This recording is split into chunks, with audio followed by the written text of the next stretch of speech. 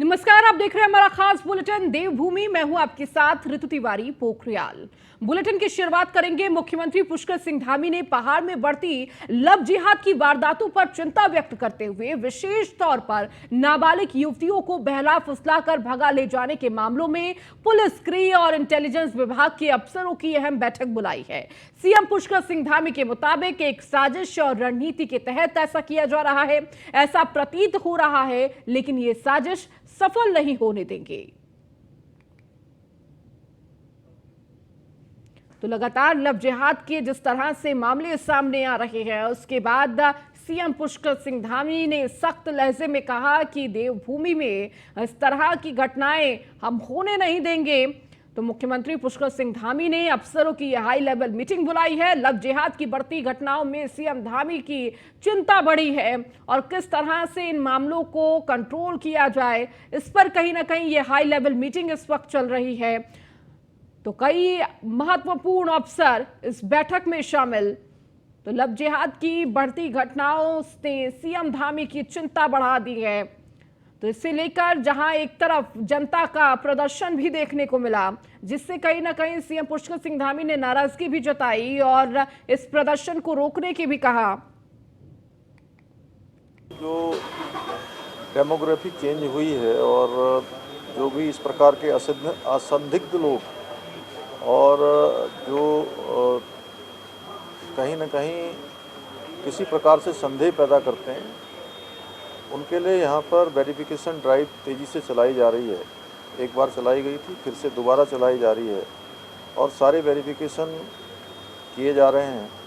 कोई भी अगर संदिग्ध पाया जाता है, संदेह जिसके ऊपर होता है, तो उसकी पूरी जांच होगी और जांच में कहीं भी पाए जाने पर सख्त कार्रवाई भी होगी। इसी प्रकार से जो लव जिहाद के जो मामले आए हैं, उस पर भी हमने सख्ती से जो है उसकी जांच, सख्ती से उस पर कार्रवाई इसके लिए पहले ही कहा है और आज इस पर हम एक बड़ी बैठक भी डीजीपी पुलिस उनके सबके साथ करने वाले हैं। लेकिन उत्तराखंड में अब सभी लोग इसमें जागरूक भी हुए हैं और सरकार भी इस पर अब सख्ती से काम करेगी और इसको बिल्कुल आगे बढ़ने नहीं दिया जाएगा। सॉफ्ट टारगेट जो लोग मानते रहे होंगे पहले, जिन्होंने किया होगा, लेकिन अब ये सॉफ्ट टारगेट नहीं है। अब यहाँ पर हर प्रकार से जांच से गुजरना होगा और सख्त कार्रवाई को भी उसका भी सामना करना होगा। तो देवभूमि में किसी भी साजिश को सफल नहीं होने देंगे। मुख्यमंत्री पुष्कर सिंह धामी ने ये बड़ी बात कही कि किसी भी तरह की कोई साजिश यहां पर सफल नहीं होगी और लव जिहाद की जिस तरह से घटनाएं बढ़ रही हैं, उस पर कहीं ना कहीं चिंता जाहिर की है और इसी को लेकर ये महत्वपूर्ण बैठक आयोजित की गई, जिसमें कई प्रमुख अफसर इस दौरान मौजूद रहे। और देखिए, ये महत्वपूर्ण बैठक में कई महत्वपूर्ण फैसले भी लिए जाएंगे। माना जा रहा है कि इस बैठक के दौरान कई ऐसे फैसले आ सकते हैं और लव जिहाद के जिस तरह से मामले सामने आए, कहीं ना कहीं समाज में भी ये चिंता बढ़ी हुई है और इसको लेकर देवभूमि में जगह जगह विरोध प्रदर्शन भी देखने को मिला है और कहीं ना कहीं इस विरोध प्रदर्शन का भी असर सरकार पर देखने को मिला है और इसे लेकर एक सख्त कदम, कड़ा कदम धामी सरकार उठाने जा रही है। कई महत्वपूर्ण फैसले लिए जा सकते हैं। साथ ही मुख्यमंत्री पुष्कर सिंह धामी ने साफ लहजों में कहा कि लव जिहाद जैसे तमाम मामले देवभूमि में बर्दाश्त नहीं किए जाएंगे और देवभूमि का माहौल बिगाड़ने की जो कोशिशें की जा रही है, वो बर्दाश्त नहीं की जाएगी। तो ये साजिश जो है वो सफल नहीं होगी।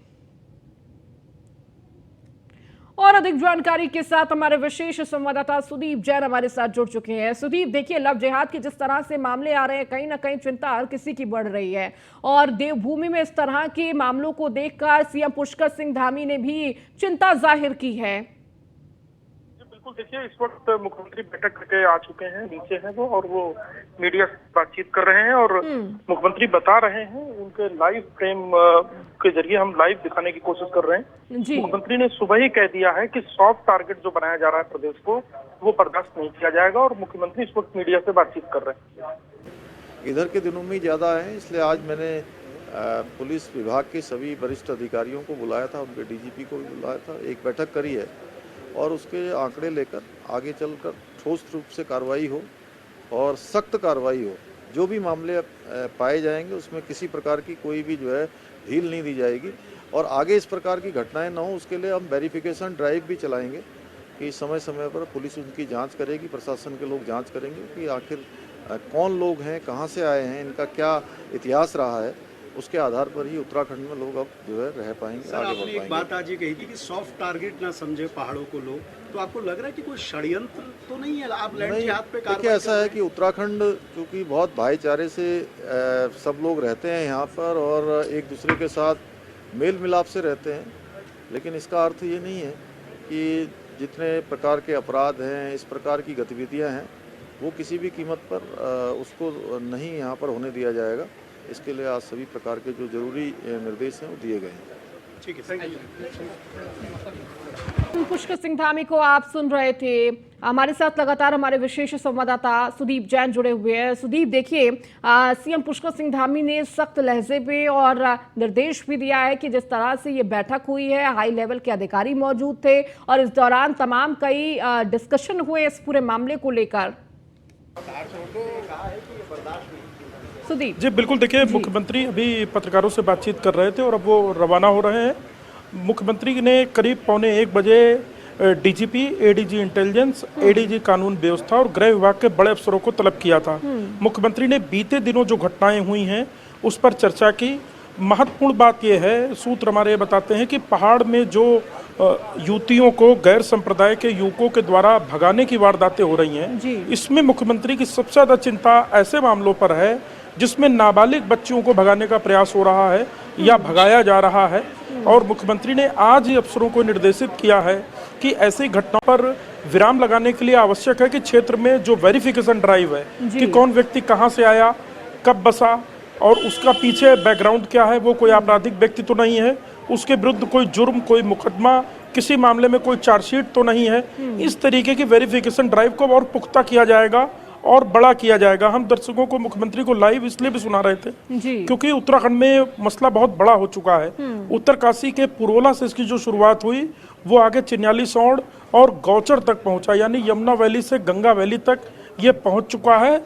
और लगातार जो लोग हैं वो बाजार बंद कराकर आंदोलन कर रहे हैं। बाहर से आए गैर संप्रदाय के लोगों को बाजार छोड़ने, स्थान छोड़ने के लिए कह रहे हैं और कई स्थानों पर लोगों ने अपने घर खाली भी किए हैं। करीब 14 ऐसे परिवार उत्तरकाशी के चिन्यालीसौड़ में हैं जो चले गए छोड़कर।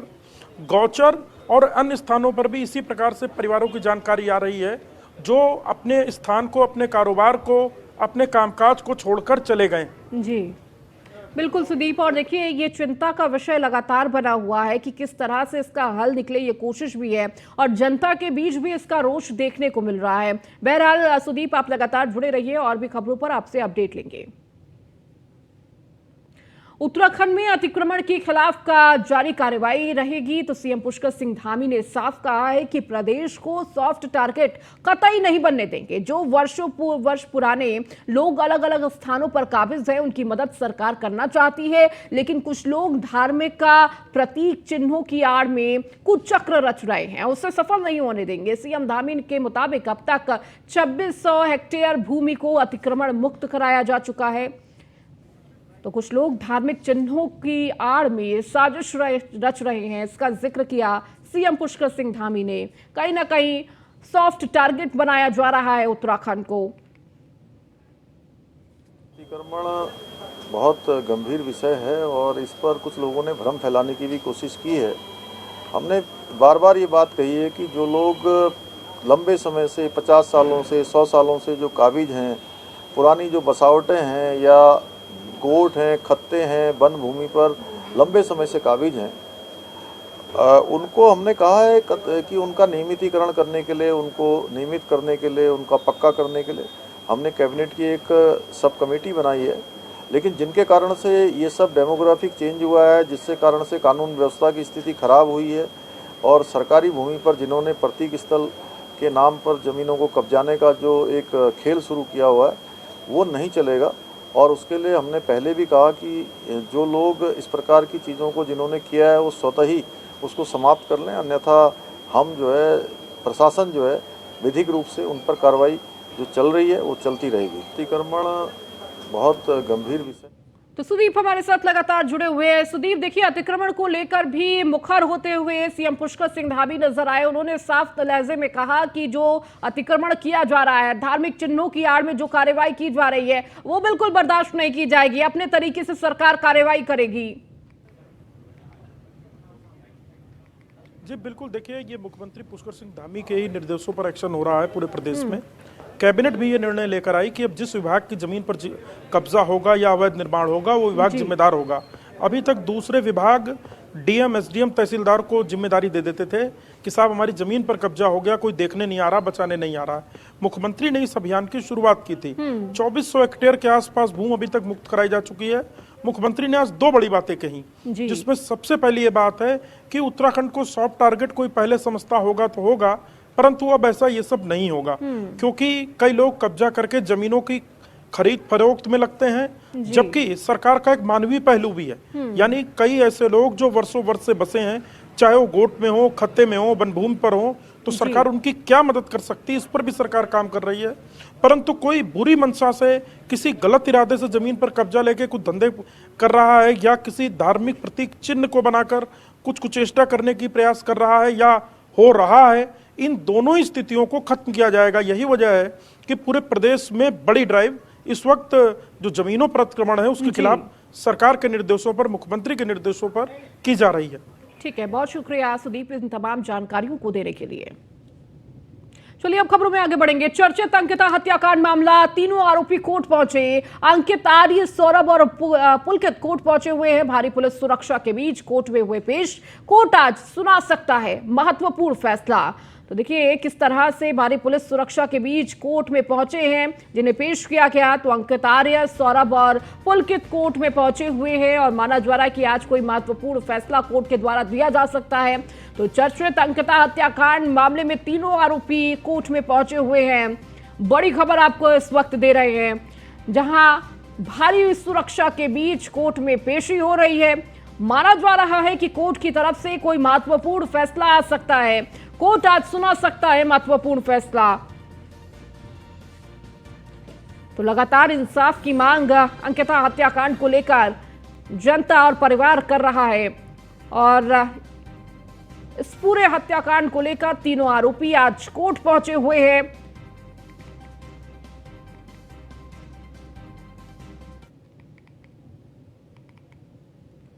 मुख्यमंत्री पुष्कर सिंह धामी के प्रयासों को सफलता मिली है। गौला नदी में खनन कार्य की अनुमति बढ़ाई गई। भारत सरकार ने 30 जून 2023 तक बढ़ाई खनन कार्य की अनुमति। तो पहले गौला नदी में खनन कार्य की अनुमति 31 मई 2023 तक थी। तो गौला में खनन कार्य की अनुमति से राज्य को होगा 50 करोड़ का मुनाफा। लोगों को रोजगार मिलने के साथ ही भवन निर्माण सामग्री भी मिलेगी सस्ती।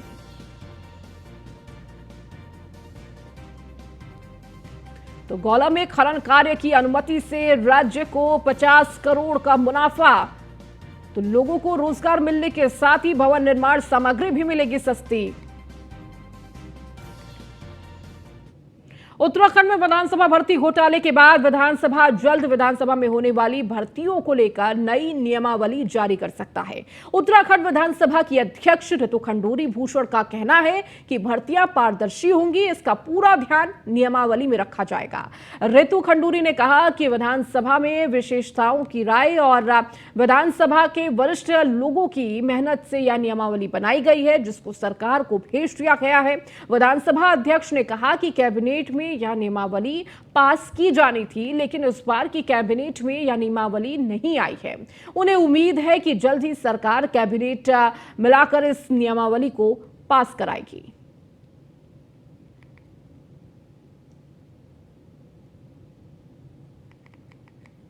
की बात नहीं है, रूल्स और रेगुलेशंस हमने बनाए हैं और सरकार में भेज दिए हैं। कैबिनेट में उसको मंजूरी जैसे ही मिलेगी हम उस पर कार्रवाई शुरू करेंगे। नहीं, अब कोई अड़चन नहीं। अब जो अड़चनें थी वो हम लोगों की, हमारी जो सेक्रेटरी हैं, OSD, सब डिस्कशन हो चुका है और अब वो शासन में है। नए नहीं आएंगे। I am unable to get a good सचिव। जबरदस्त एक्सरसाइज हुई है। देखिए, कोई भी चीज़ों को बदलने में या उनको सुदृढ़ करने में सोच समझ के ही काम होता है। कोई बात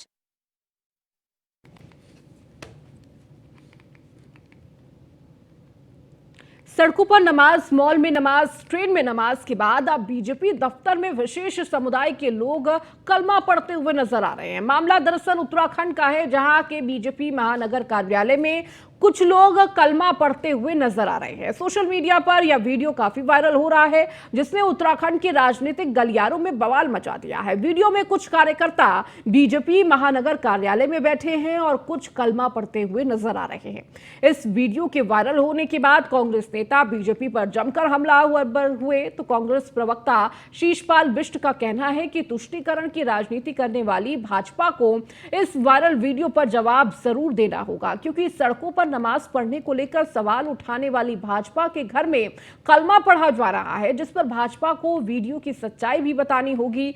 वहीं भारतीय जनता पार्टी के वरिष्ठ प्रवक्ता वीरेंद्र बिष्ट का कहना है कि अल्पसंख्यक मोर्चा के कार्यक्रम के दौरान महानगर कार्यालय में मुस्लिम समाज के लोगों ने कलमा पढ़ा है, क्योंकि भाजपा सभी समुदाय को एक साथ लेकर चलती है और इसीलिए इस वीडियो में कोई भी बुराई नहीं दिखती।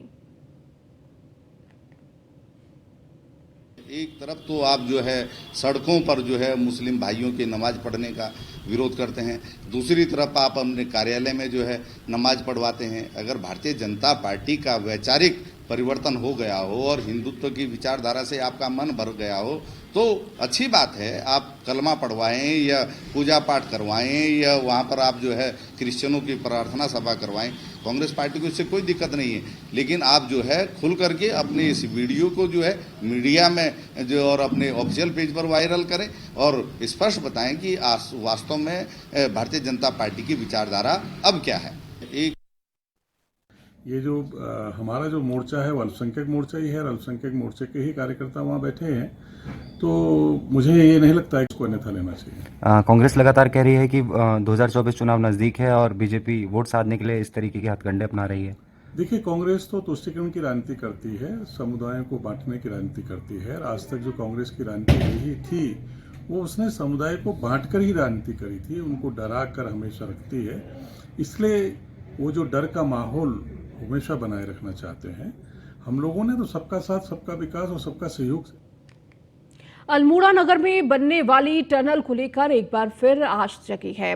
अल्मोड़ा सांसद अजय टमटा ने इसके लिए अतिशीघ्र कार्रवाई होने की बात कही है। दरअसल अल्मोड़ा में लगातार यातायात की समस्या को लेकर लोअर माल रोड से धरानौल तक के एक टनल का निर्माण की बात वर्षों से की जा रही है और अभी तक इसमें कोई भी कार्रवाई नहीं हुई है। अब अल्मोड़ा सांसद अजय टमटा ने कहा है कि ये टनल यहाँ के लिए आवश्यक है और इसके लिए सर्वे किए गए। वर्तमान में अब इसकी सर्वे जियोलॉजिकल विभाग द्वारा किया जा रहा है, जिसकी रिपोर्ट आने के बाद जल्द कार्रवाई की जाएगी।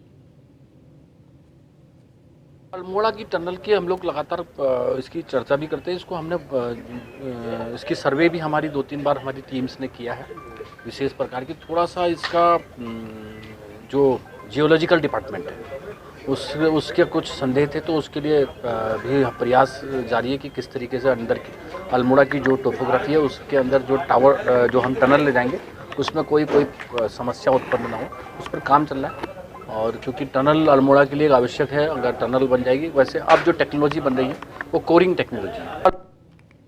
हरिद्वार के कनखल स्थित दक्ष प्रजापति मंदिर और ऋषिकेश के नीलकंठ महादेव मंदिरों में ड्रेस कोड लागू हो गया है। यहां फटी jeans, half pant, mini skirt, night suit पहनकर आने वालों के मंदिर में किसी भी कीमत पर प्रवेश नहीं दिया जाएगा। महिला हो या फिर पुरुष अब अमर्यादित वस्त्रों में इन मंदिरों में प्रवेश नहीं कर सकेंगे।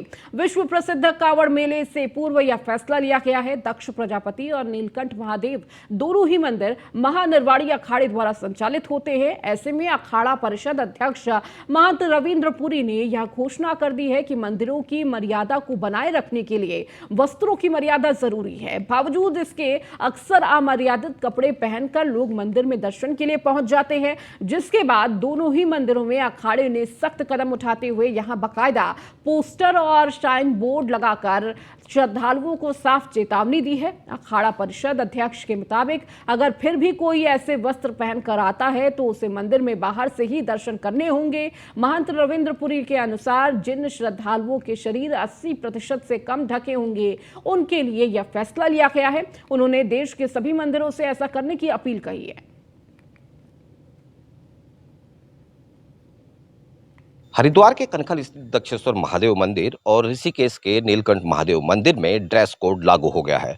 Half pant, mini skirt, jeans और हाफ टी शर्ट आदि जैसे कपड़े अमर्यादित कपड़ों को पहनकर मंदिर में आने पर पूर्णतः रोक लगा दी गई है और मंदिरों में साइन बोर्ड और पोस्टर भी लगा दिए गए हैं, क्योंकि अखाड़ा परिषद के अध्यक्ष रविंदर पुरी ने कहा था कि ने घोषणा की थी कि कोई भी अमर्यादित कपड़े, ऐसे वस्त्र जो 80% शरीर को न ढके हुए हों, ऐसे वस्त्रों को पहनकर किसी भी सूरत में मंदिर में प्रवेश न किया जाए। तो उसी के चलते अब मंदिरों में इस तरह से बोर्ड लगाने शुरू कर दिए गए। खुली चेतावनी दी गई है कि किसी भी सूरत में ऐसे अमर्यादित वस्त्र जो जिसमें 80% तक शरीर को न ढका हो, ऐसे वस्त्रों को पहनकर मंदिर में आने की किसी भी तरह से पूर्णतः प्रतिबंध लगा दिया गया है, क्योंकि विश्व प्रसिद्ध कांवड़ यात्रा से पहले यह घोषणा की गई थी। तो अब उस घोषणा का पूर्णतः से पालन होता हुआ भी दिखाई दे रहा है। मंदिरों में 2 मंदिरों में इस तरह से साइन बोर्ड।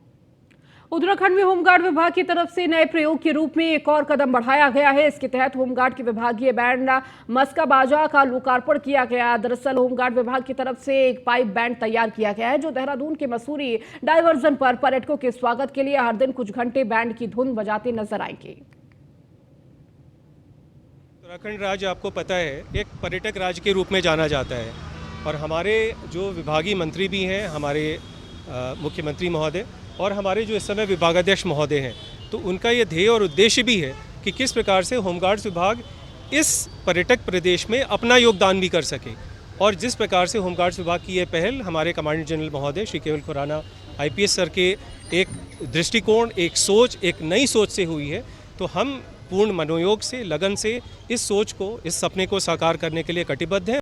बहुत ही उनको प्रोत्साहन मिलेगा कि ये बैंड, ऐसा बैंड होमगार्ड ने तैयार किया है इतने कम समय में। आपने देखा कि कोऑर्डिनेशन कितना अच्छा था सभी का, कोई भी उनसे मिस्टेक नहीं हुई। इतने कम टाइम में 7-8 महीने में इतना अच्छा उन्होंने दिया है परफॉर्मेंस, और ये सभी को बहुत अच्छा मैसेज जाएगा, टूरिस्ट को, लोगों को, पब्लिक को। और मैं आशा करती हूँ कि आप लोगों का भी सहयोग रहेगा इसमें, इनको आगे बढ़। राजधानी देहरादून में स्मार्ट सिटी का काम पहले ही भगवान भरोसे है, और इन सब के बीच पूरे शहर में पानी निकासी के लिए बनाए जा रहे नालों का निर्माण और भी मुसीबत बनता जा रहा है। महत्वपूर्ण बात यह है कि करीब 15 दिनों बाद बारिश का दौर शुरू हो जाएगा, और तब तक काम पूरा होने की कोई आसार नहीं नजर आ रहे हैं। जिस प्रकार से स्मार्ट सिटी के काम चल रहे हैं, उसमें आप जानते हैं कि गति तो आई है। पिछले दिनों थोड़ी दिक्कतें थी, अब गति पकड़ी है।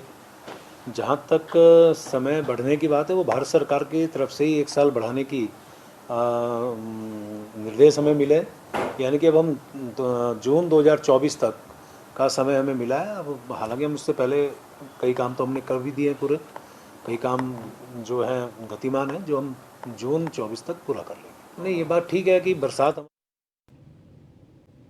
चलिए, इस बुलेटिन में फिलहाल इतना ही। बने रहिए न्यूज़ 1 इंडिया के साथ।